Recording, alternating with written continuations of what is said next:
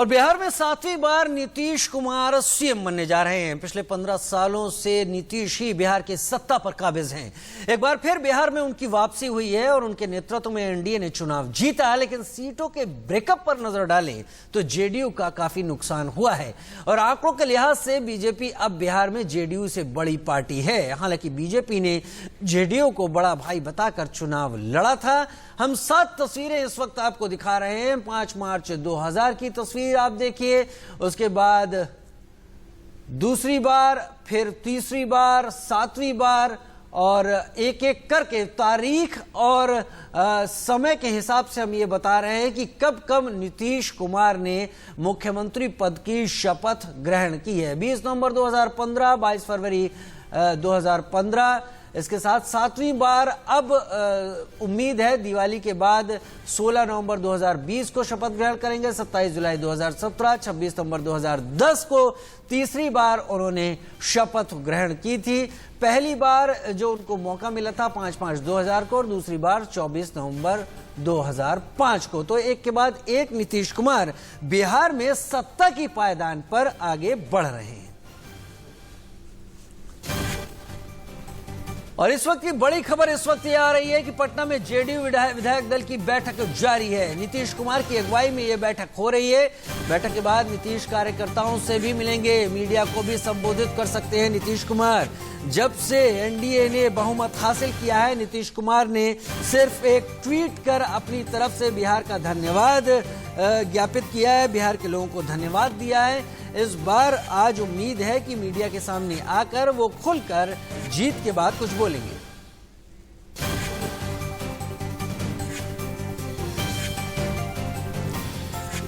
दो हमारे साथी इस वक्त हमारे साथ जुड़ रहे हैं। ऐश्वर्या जैन जेडीयू के दफ्तर के बाहर से हमारे साथ जुड़ रहे हैं और रोहित पुनेठा हमारे साथ न्यूज रूम से जुड़ रहे हैं तमाम जानकारियों के साथ। सबसे पहले ऐश्वर्या, आपके पास आता हूं। आज विधायक दल की बैठक हो रही है। नीतीश कुमार तैयार हैं 7वीं बार मुख्यमंत्री पद संभालने के लिए। जेडीयू दफ्तर के बाहर क्या हलचल देख रहे हैं आप? देखिए, लगभग आधा घंटा हो गया है जब नीतीश कुमार पहली बार अपने मुख्यमंत्री आवास से निकले, जब बिहार चुनाव के परिणाम आए और सीधे उन्होंने रुख किया इस जेडीयू दफ्तर का, जहां पर जब वो आए तो उन्होंने कार्यकर्ताओं का अभिवादन किया। हंसते हुए मुस्कुराते हुए वो जेडीयू के अंदर गए। तमाम जेडीयू के विधायक जो बिहार से जीतकर आए हैं वो यहां पर पहुंचे हुए हैं। तमाम जेडीयू के बड़े नेता भी यहां पर पहुंचे हुए हैं और लगभग आधे घंटे से अब विधायक दल की बैठक चल रही है। समीक्षा की जा रही है कि आखिर जेडीयू को कहां नुकसान झेलना पड़ा बिहार चुनावों के अंदर और आगे सरकार गठन के लिए किस तरीके की तैयारी की जाएगी, क्योंकि एनडीए की अभी तक मुलाकात नहीं हुई है, एनडीए की मीटिंग नहीं हुई है। बीजेपी के लोगों से जरूर उन्होंने फोन पर बात करी है, लेकिन औपचारिक मुलाकात सरकार गठन के लिए, पोर्टफोलियो डिस्ट्रीब्यूशन के लिए अभी तक नहीं हुई है। मैं आपको दिखा दूं यहाँ का दृश्य, देखिए कितने बड़े पोस्टर्स लगे हुए हैं नीतीश कुमार के। जब जीत नीतीश कुमार और एनडीए को मिली, नीतीश सबके हैं। दूसरी तरफ आप ये पोस्टर देख सकते हैं, तरक्की दिखती है। इसका मतलब साफ है कि किस तरीके से नीतीश कुमार ने डेवलपमेंट के एजेंडा पर, सुशासन के एजेंडा पे 15 साल जो बिहार के अंदर राज किया उसको आगे के 5 साल और कंटिन्यू करना चाहते हैं। और इसी वजह से बहुत ज्यादा तादाद में जो विधायक थे उन्होंने नीतीश कुमार जिंदाबाद के नारे लगाए जब वो जेडीयू के दफ्तर के अंदर एंटर किए। ऐश्वर्या, बहुत जल्दी उम्मीद हम ये भी करेंगे कि नीतीश जिन्होंने ट्वीट से आगे बढ़कर अब तक कुछ नहीं कहा था, शायद वो मीडिया के सामने भी आएंगे और अपनी बातें रखेंगे। आप बने रहिए हमारे साथ। रोहित पुनेठा हमारे साथ इस वक्त न्यूज रूम से जुड़े हुए हैं। रोहित, पिछली बार जब चुनाव था तो बिहार में बहार है, नीतीश कुमार है, ये नारा लोगों की जबान पर आ गया था। नीतीश का कुछ चरित्र और कद इतना बड़ा हो गया था, लेकिन आज जब नीतीश अब तैयारी कर रहे हैं 7वीं बार मुख्यमंत्री पद की, तो नारों को थोड़ा सा मोल्ड किया गया है। नीतीश सबके हैं और तरक्की दिखती है। अब नीतीश सामने आने वाले हैं। अब तक ट्वीट से ज्यादा कुछ कहा नहीं है उन्होंने। रोहित, बिल्कुल, देखिए राजीव, इसके लिए मुझे लगता है कि हमको जाना पड़ेगा थोड़ा सा पीछे। कब? जब बिहार में इलेक्शन कैंपेन की शुरुआत हुई थी, हमने देखा था कि एनडीए में नीतीश और जो बीजेपी हैं, 2 मजबूत घटक दल हैं और साथ में चुनाव लड़ते हैं। लेकिन इस बार जब चुनाव शुरू हुए, जब इलेक्शन कैंपेन शुरू हुआ, तो हमने देखा कि मोदी के तो बड़े बड़े कटआउट्स प्रधानमंत्री मोदी के हमको दिखे, लेकिन उन कटआउट से नीतीश गायब थे। वहां से मुझे लगता है कि नीतीश कुमार की नाराजगी शुरू हुई। फिर उसके बाद वो नाराजगी बढ़ते बढ़ते पहुंची कब, जब चिराग पासवान को सीट देने की बात आई। नीतीश मन ही मन ये चाहते थे, और अंदर खाने उन्होंने जरूर इस बारे में बात भी की कि भाई आप चिराग पासवान को अपने कोटे से सीट दीजिए, क्योंकि चिराग पासवान ज्यादा सीटें मांग रहे थे, बीजेपी देना नहीं चाहती थी। तो नीतीश ने अंदर खाने ये बात कही कि आप चिराग को सीट दीजिए, नहीं तो ऐसा ना हो कि बागी हो जाए और मुसीबत हो जाए, क्योंकि उसका इंपैक्ट नीतीश कुमार की राजनीति पर पड़ने वाला था। लेकिन बीजेपी ने वो बात भी नहीं मानी, चिराग अलग होकर चले गए, और ये हुआ भी। फिर चिराग के अलग होने के बाद सबसे ज्यादा इंपैक्ट किसका पड़ा हमने देखा, उन्होंने कभी बीजेपी पर अटैक नहीं किया।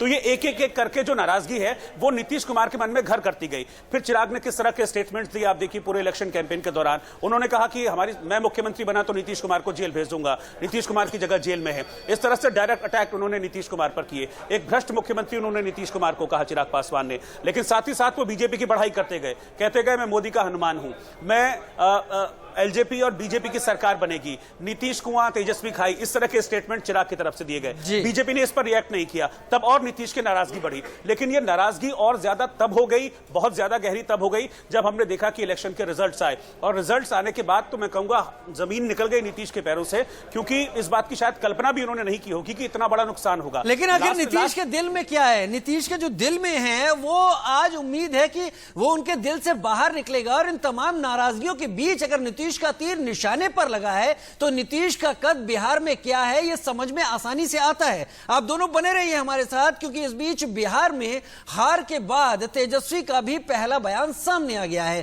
तेजस्वी ने कहा कि इलेक्शन कमीशन के नतीजे तो एनडीए के पक्ष में आए, लेकिन जनता का फैसला आरजेडी के पक्ष में रहा।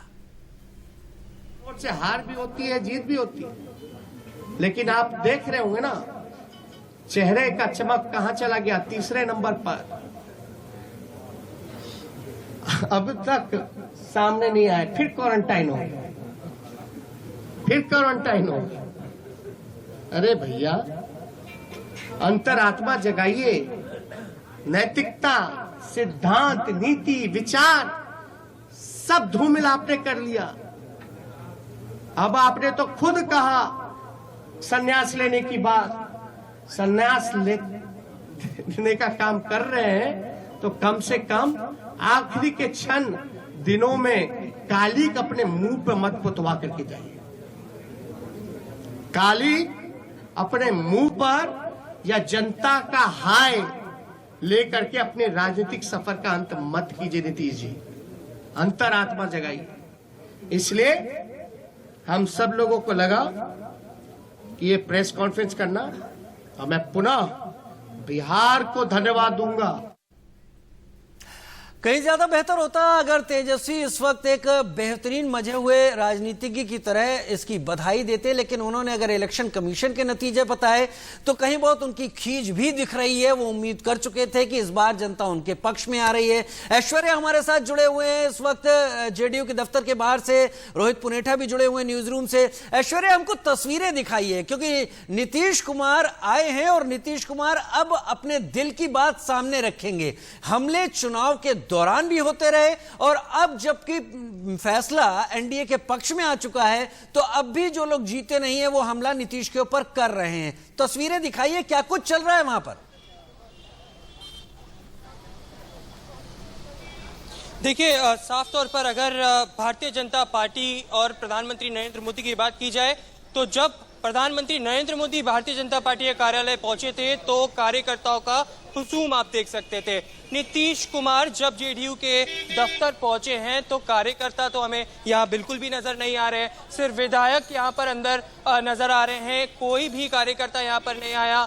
जब रिजल्ट्स आ रहे थे, परिणाम आ रहे थे, तब भी कार्यकर्ताओं की कमी जरूर दिखाई दी। और इसी बात की कहीं ना कहीं बात लगातार भारतीय जनता पार्टी के नेताओं ने कही कि ये जीत केवल प्राइम मिनिस्टर नरेंद्र मोदी की क्रेडिबिलिटी की जीत है।